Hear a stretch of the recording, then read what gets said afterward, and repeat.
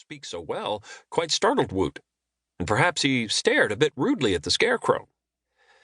But after a moment he replied, "I had home and friends, your honorable strawness, but they were so quiet and happy and comfortable that I found them dismally stupid. Nothing in that corner of Oz interested me, but I believed that in other parts of the country I would find strange people and see new sights. And so I set out upon my wandering journey. I have been a wanderer for nearly a full year, and now my wanderings have brought me to this splendid castle." "I suppose," said the Tin Woodman, "that in this year you have seen so much that you have become very wise." "No," replied Woot thoughtfully. "I am not at all wise, I beg to assure your Majesty. The more I wander, the less I find that I know, for in the land of Oz, much wisdom and many things may be learned." "To learn is simple.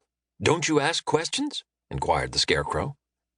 "Yes, I ask as many questions as I dare, but some people refuse to answer questions." "That is not kind of them," declared the Tin Woodman. "If one does not ask for information, he seldom receives it. So I, for my part, make it a rule to answer any civil question that is asked me." "So do I," added the Scarecrow, nodding. "I'm glad to hear this," said the Wanderer, "for it makes me bold to ask for something to eat." "Bless the boy!" cried the Emperor of the Winkies. "How careless of me not to remember that wanderers are usually hungry. I will have food brought you at once."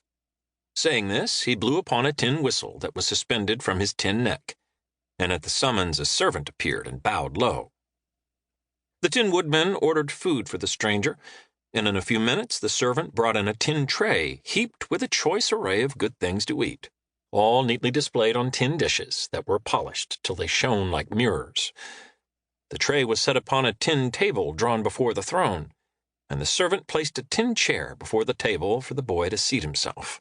"Eat, friend wanderer," said the Emperor cordially, "and I trust the feast will be to your liking. I myself do not eat, being made in such a manner that I require no food to keep me alive. Neither does my friend the Scarecrow. But all my Winky people eat, being formed of flesh, as you are, and so my tin cupboard is never bare, and strangers are always welcome to whatever it contains." The boy ate in silence for a time, being really hungry. But after his appetite was somewhat satisfied, he said, "How happened your Majesty to be made of tin, and still be alive?" "That," replied the Tin Man, "is a long story." "The longer the better," said the boy. "Won't you please tell me the story?" "If you desire it," promised the Tin Woodman, leaning back in his tin throne and crossing his tin legs. "I haven't related my history in a long while, because everyone here knows it nearly as well as I do. But you, being a stranger, are no doubt curious to learn how I became so beautiful and prosperous, so I will recite for your benefit my strange adventures." "Thank you," said Woot the Wanderer, still eating.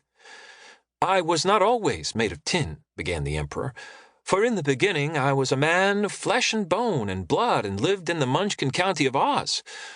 There I was, by trade, a wood chopper, and contributed my share to the comfort of the Oz people by chopping up the trees of the forest to make firewood, with which the women would cook their meals, while the children warmed themselves about the fires. For my home I had a little hut by the edge of the forest, and my life was one of much content until I fell in love with a beautiful Munchkin girl who lived not far away."